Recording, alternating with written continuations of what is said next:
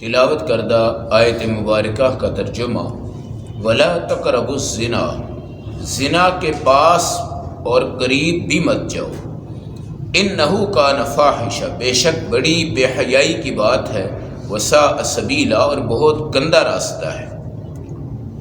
آیت نمبر 32 سورۃ بنی اسرائیل، پارہ نمبر 15۔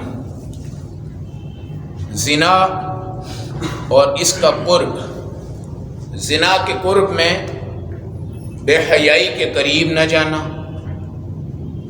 غیر محرم عورتوں کی محفلوں میں نہ بیٹھنا، نرم لہجے میں ان سے بات نہ کرنا، ابتداءً کوئی عورت کسی مرد کو سلام نہ کرے اور مرد کسی عورت کو سلام نہ کرے۔ جب راستے میں آپ چلیں، آپ کی نگاہیں اگر اچانک کسی غیر محرم عورت پہ پڑے تو وہ معاف، اور دوسری وہ نگاہ جو آپ اپنے دل کے سوچ اور ارادے کے بعد اس پہ ڈالیں تو وہ حرام ہے۔ حضرت علی رضی اللہ تعالیٰ عنہ سے میرے نبی صلی اللہ علیہ وسلم نے فرمایا، اے علی، اگر راہ چلتے ہوئے تیری نگاہ کسی عورت پہ پڑ جائے تو یہ تو معاف ہے، اور اگلی نگاہ اگر تو ڈالے گا تو یہ حرام ہے۔ اما فاطمہ رضی اللہ تعالیٰ عنہا ہیں، گھر میں بیٹھی ہیں، اللہ کے نبی نے صحابہ سے سوال کیا، یہ بتاؤ کہ دنیا میں سب سے اچھی عورت کون سی ہے؟ اس وقت جواب کسی نے نہ دیا۔ حضرت علی نے سوچا کہ میں جاتا ہوں اما فاطمہ سے پوچھتا ہوں، یعنی اپنی اہلیہ سے، تو رسول پاک علیہ السلام کے صحابی حضرت فاطمہ کے ہاں گئے کہ یا رسول اللہ صلی اللہ علیہ وسلم، میں اس کا جواب لاتا ہوں۔ حضرت فاطمہ نے کہا کہ جاؤ ابا جی سے کہو کہ جو کسی کو دیکھنے کا موقع بھی نہ دے اور نہ کوئی اس کو دیکھے، وہ سب سے اچھی عورت ہے۔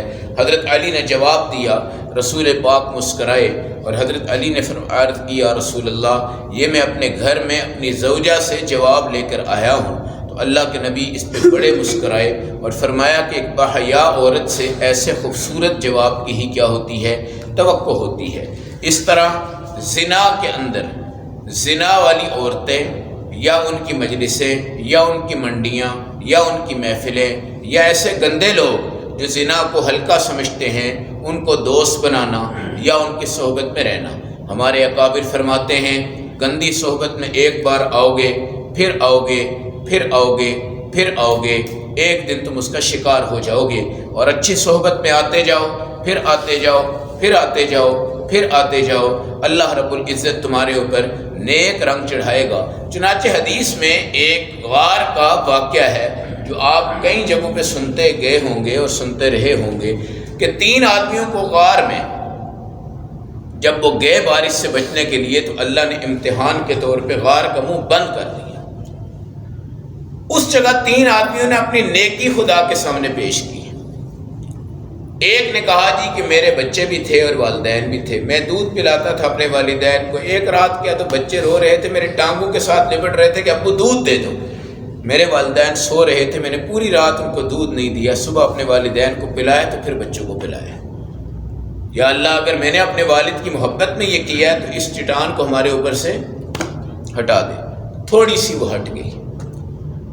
ایک آدمی نے کہا یا رسول اللہ صلی اللہ علیہ وسلم، واقعہ بیان کیا، آپ نے فرمایا اس دور میں اس آدمی نے کہا کہ اللہ، ایک مزدور تھا، میرے پاس کام کرتا تھا، میں نے کئی ماہ کی مزدوری اس کی نہیں دی اور وہ چلا گیا۔ بعد میں میرے دل میں اللہ کا خوف آیا تو میں نے اس کی مزدوری کی پیسے سے بزنس کیا، اور کئی بکریاں اور کئی چاولوں کے کھیت اور کئی چیزیں جمع ہو گئی۔ ایک دن وہ آ گیا تو میں نے تمام چیزیں امانت داری سے اس کے ہاتھ میں دے دی، اور اس نے مجھے دعائیں دی، یا اللہ اگر یہ میرا کام نیکی پہ تھا تو چٹان کو ہٹا دے۔ اللہ نے پھر ہٹایا۔ ایک آدمی تھا، کہنے لگا میرے چچا کی لڑکی تھی، میں اس سے پیار کرتا تھا، اور ایک دفعہ میں نے اس کو چند دینار دینے کا وعدہ کیا، اور اس کے بدلے میں نے اس سے کہا کہ مجھے زنا کی خواہش ہے۔ غریب لڑکی تھی، اس نے مان لیا، اور اس طرح کمرہ بھی کھل گیا اور وہاں چلے گئے، اور بالکل میں اس پہ قدرت رکھتا تھا، بالکل کوئی حائل رکاوٹ نہیں تھی، اور میں مکمل اس طور پہ اس عمل پہ قادر تھا۔ اچانک اس نے مجھے کہا اتق اللہ، اللہ سے ڈر جا۔ یہ جو لفظ اس کے اندر سے نکلا، یہ میرے دل پہ ایسی چوٹ لگی کہ میں پیچھے ہو گیا، اور میں نے کہا کہ میں اس برائی پہ نہیں آؤں گا، اور یہ دینار میں نے تجھے ویسے ہی دے دیے، یا اللہ اگر میں اس گناہ سے بچا ہوں اور میں تیری محبت میں آ گیا، اس چٹان کو ہٹا دے۔ اس وقت اللہ نے وہ چٹان وہاں سے ہٹائی، اور وہ تینوں کے تینوں آدمی اللہ کے فضل سے، حکم سے، اس چٹان سے اور غار سے کیا ہوئے؟ آزاد ہو گئے۔ اس لیے رسول کریم صلی اللہ علیہ وسلم، زنا کی اصل سزائیں سورۃ النور میں آ رہی ہیں 18ویں سپارے میں۔ یہاں پر تو ہے قرب زنا پہ نہ جاؤ، جہاں زنا ہو رہا ہے اس مارکیٹ میں رہائش نہ رکھو، اس بازار کا سفر نہ کرو، اس بازار میں کوئی دوست نہ بناؤ، اس بازار کی خلوت نہ اختیار کرو، کیونکہ ایک دن غیب سے آواز آئی تھی، اگر ایک جگہ پہ جنید بغدادی ہوں، اس جگہ پہ رابعہ بصریہ ہوں، ایک جگہ پہ جنید بغدادی جیسا اللہ کا ولی، کتنے بڑے اللہ کے ولی ہیں، اور رابعہ بصریہ یہ وہ عورت تھی جو 4 بہنوں کی ایک بہن تھی، اور رنگ کی کالی تھی، قد کی بالکل گٹھی تھی، اور ہر وقت اللہ اللہ کرتی تھی، اور ان کے علاوہ کوئی کام نہیں تھا، شادی بھی انہوں نے نہیں کی، کوئی بچہ کوئی چیز ان کی نہیں تھی، صرف اللہ اللہ کرتی تھی۔ یعنی اس دنیا میں ان کا تقوی، طہارت، ان کی پاک دامنی مشہور تھی، لیکن شیطان کی طرف سے کیا آواز آئی کہ اگر ایک حال میں رابعہ بصریہ کو چھوڑو اور ساتھ جنید بغدادی جیسے اللہ کے ولی کو چھوڑو، تیسرا وہاں کوئی نہ ہو، تو شیطان کے پاس اتنی طاقت ہے کہ وہ ان 2 اللہ کے ولیوں کو بھی زنا کروا کے چھوڑ دے گا۔ اس لیے ہمارے نبی سے پوچھا گیا، یا رسول اللہ یہ جو دیور جیٹ ہیں، دیور جیٹ جو ہوتے ہیں، کیا ان کو گھر میں چھوڑ کے ہم چلے جائیں؟ آپ نے فرمایا یہ تو موت ہے، یہ تو موت ہے، ان پر اعتماد کرو گے شیطان ان پہ بھی اٹیک کر سکتا ہے۔ یہ کون سے کوئی اللہ کے ولی ہیں؟ عام بندہ ہی ہے نا، شیطان کسی وقت بھی ان پہ کیا کر سکتا ہے؟ اٹیک کر سکتا ہے۔ چنانچہ شکر ادا کرو کہ ہمارے اس دین اسلام کے اندر ماں کو حرام کیا گیا بیٹے پہ۔ پہلے ماں سے بھی نکاح لوگ کرتے تھے۔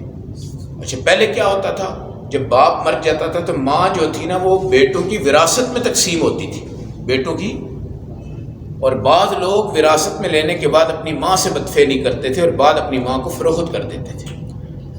حضور صلی اللہ علیہ وسلم نے فرمایا کہ ماں تمہاری محرمہ ہے، ساس تمہاری محرمہ ہے، جب تمہاری شادی ہو گئی تو تمہاری سالی بھی تمہارے لیے محرمہ ہے، اس کے ہوتے ہوئے تم اس کی بہن سے، جبکہ پہلے 2 بہنوں کو ایک وقت میں کیا کر سکتے تھے؟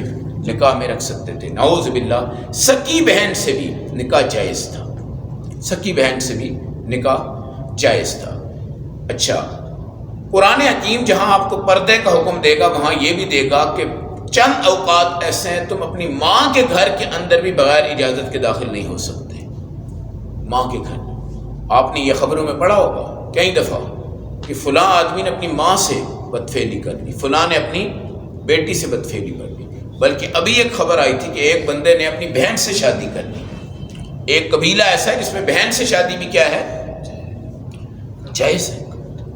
یہ تمام چیزیں قرب زنا ہیں کہ ہم جب قریب جائیں گے، اس لیے ہمارے نبی صلی اللہ علیہ وسلم نے فرمایا کہ اپنی کھڑکیاں رکھو، روشن دان رکھو، اگر وہاں سے کوئی جھانک کر تمہیں دیکھے تو پتھر اٹھا کے اس کو مارو، اس کی آنکھ ضائع ہو جائے، تمہارے اوپر قصاص نہیں ہے۔ محمد رسول اللہ صلی اللہ علیہ وسلم تمہیں اس کا بدلہ کیا کرتے ہیں؟ معاف کرتے ہیں، معاف کرتے ہیں۔ یہ تمام چیزیں ہیں۔ چنانچہ سعد بن ابی وقاص رضی اللہ تعالیٰ عنہ ایک جہاد کے میدان میں تھے، خالد بن ولید بھی وہاں موجود تھے، تو جس ٹائم صحابہ تیزی کے ساتھ جہاد کر رہے تھے تو کافروں نے ایک چال یہ چلی کہ لڑکیوں کو ننگا کر کے نا خوبصورت کر کے صحابہ کے سامنے لا چھوڑا۔ اب ننگی لڑکیاں اور صحابہ کا جہاد ہے۔ اوپر سے حضرت سعد بن ابی وقاص نے یہ آیت پڑھی، قل للمؤمنین یغضوا من ابصارہم، مومن سے کہو کہ نگاہ نیچے کر لیں۔ اب صحابہ نے نگاہ نیچے کر دی، وہ عورتیں کھڑی ہیں خوبصورت بھی بن کر آ رہی ہیں، لیکن صحابہ کی نگاہ نیچے نیچے، اور نیچے کرتے جہاد ہوتا رہا۔ قلعہ فتح ہو گیا، مدینہ میں پہنچ گئے۔ دوسرے صحابہ نے ان سے پوچھا کہ جس علاقے کو تم نے فتح کیا بتاؤ اس میں باغ کیسے تھے، نہریں کیسی تھی، گلیاں کیسی تھی، سڑکیں کیسی تھی؟ پھل کیسے تھے، درخت کیسے تھے۔ انہوں نے قسم اٹھا کے کہا ہم جہاد کرتے رہے، ہمیں کچھ پتہ نہیں وہاں پہ کیا تھا، کیونکہ سامنے ننگی عورتیں تھیں، ہم نے کسی کو نہیں دیکھا، ہم جہاد کرتے کرتے کرتے کرتے اللہ نے ہمیں کیا دے دی ہے؟ فتح عطا فرما دی ہے۔ نظروں کو جھکانے کا انعام تھا، نظروں کو جھکانے کا انعام تھا۔ موسیقی سننا، فلم جو دیکھتے ہیں، فلم جو دیکھتے ہیں، یا اداکار ہیں، گلوکار ہیں، یا اشتہار، یا ڈائٹس کی کہانیاں، یہ تمام چیزیں آپ کے اندر غلط خواہشات پیدا کرتی ہیں۔ اور یہ ہے لا تقربوا الزنا، ان کے قریب تم نے نہیں جانا، ان کے قریب تم نے نہیں جانا۔ چنانچہ رسول پاک صلی اللہ علیہ وسلم سے پوچھا، اور حضور پاک کا اپنا بھی یہ واقعہ ہے کہ اگر کسی عورت کی طرف آپ مائل ہو جائیں تو فوراً آ جائیں واپس اپنی بیوی کے پاس، اسی وقت آئیں اور اپنی بیوی سے جائز خواہش کا پورا کریں۔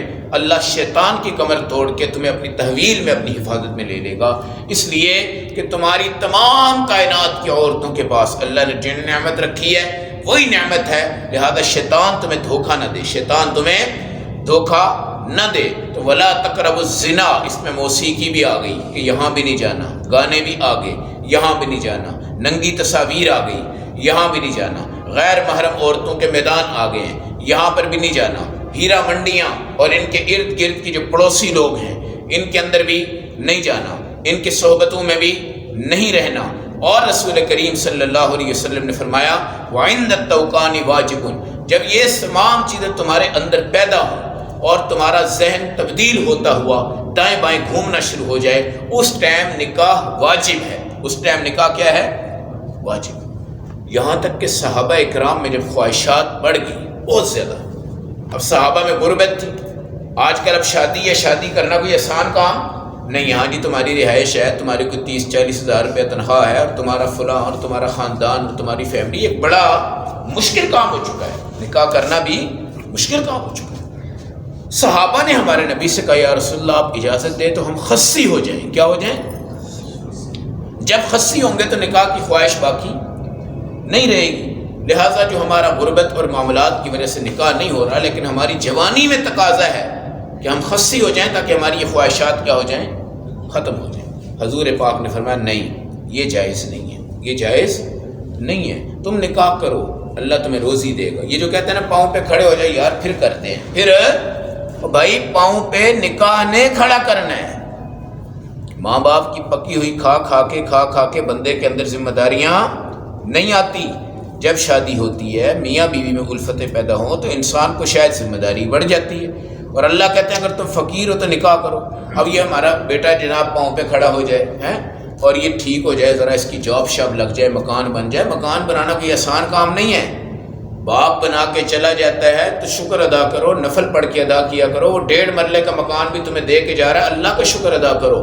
جس کا باپ مکان بنا کے نہیں گیا، زندگی بھر وہ کرائے پہ رہ گئے، باپ دنیا سے انتقال کر گیا ہے، اب یہ 20 سے 25 سال کا جوان بوڑھا ہو جائے گا لیکن مکان نہیں بنا سکتا، مکان نہیں بنا سکتا۔ یہ تو ہمارے آبا و اجداد ہیں جنہوں نے ہمیں مکان بنا کے دیے اور ہمارے نخرے بھی جھیل رہے ہیں، نہیں جی ہم نے یہاں نہیں رہنا، مکان چھوٹا ہے، مکان کچا ہے، مکان فلاں ہے، علاقہ ایسا ہے، فلاں ہے، ہمیں شفٹ کر لو، یہ کر لو، وہ کر لو۔ لیکن غربت کے اندر جو ماں باپ بیچارے کرایوں پہ رہ کے دھکے کھا کے اپنی اولادوں کو پڑھا کے بھی چلے جاتے ہیں، اولادیں جو مرضی بن جائیں، انجینئر بھی بن جائیں، ڈاکٹر بھی بن جائیں، پھر بھی وہ 1 سال میں مکان نہیں بنا سکتے، 10 15 20 سال لگتے ہیں پھر وہ پیسہ کمائیں۔ جب وہ 20 سال پیسہ کماتے ہیں تو مکان جو آج 20 لاکھ کا ہے اس وقت وہ 1 کروڑ روپے کا ہوتا ہے۔ اب وہ کہتے ہیں یار ہمارے پاس میں مکان بنانا نہیں ہے، اور ادھر سے رشتے والے کیا کہتے ہیں؟ جناب مکان ہونا چاہیے، مکان ہونا چاہیے۔ اس لیے صحابہ نے کہا خصی ہو جائے تاکہ یہ خواہش ختم ہو جائے۔ حضور پاک نے فرمایا نہیں، روزے رکھا کرو۔ کیا کرو؟ روزے رکھا کرو اور اللہ سے مانگا کرو کہ اللہ تمہیں عطا فرمائیں گے۔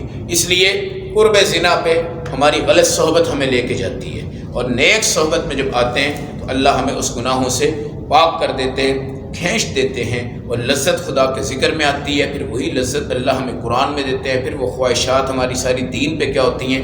پوری ہوتی ہیں۔ اس لیے انہ کان فاحشہ، زنا بہت گندی چیز ہے، زنا بہت گندی چیز ہے۔ ایک کتاب ہمارے ایک بہت بڑے بزرگ نے لکھی، گناہ بے لذت، گناہ بے لذت، گناہ کی لذت کوئی نہیں ہے گناہ کی.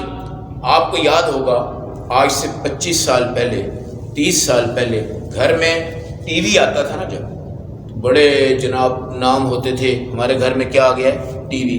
اور اس پہ چینل بھی چلتے تھے، تقریباً اچھے چینل ہوتے تھے اور اس کے اندر کافی حیا ہوتی تھی، وہ ہم دیکھتے تھے. لیکن اس سے بھی ہمارے کئی خیالات اور ارادے کیا ہوتے تھے؟ بدلتے تھے. پھر آہستہ آہستہ یہ موویاں آ گئی، ویڈیو آ گئی اور وی سی آر آ گئے. اب جس گھر میں وی سی آر آتا لوگ سمجھتے یار یہ بڑے امیر ترین لوگ ہیں، اور وہاں پر پھر بچے ہمارے خراب ہوتے. اور کیا نظریہ رکھا ہوا تھا کہ اگر جمعہ کی چھٹی ہوتی تو جمعرات کی پوری رات فلمیں دکھاتے تھے، بچوں کو فلمیں دکھاتے تھے. پھر اس کے بعد کیا آ گیا؟ یہ ڈش آ گئی، کیبل آ گیا، انٹرنیٹ آ گیا، سوشل میڈیا آ گیا، تمام چیزیں آ گئی. اب بچوں کی آنکھوں سے یہ تمام چیزیں کیا ہو گئی ہیں؟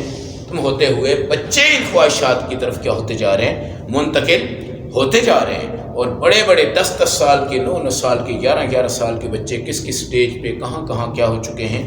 پہنچ چکے ہیں. تو اپنے گھر میں قرآن کی آواز لگتی رہے، ذکر و اذکار کی آواز لگتی رہے، استغفار کی آواز لگتی رہے.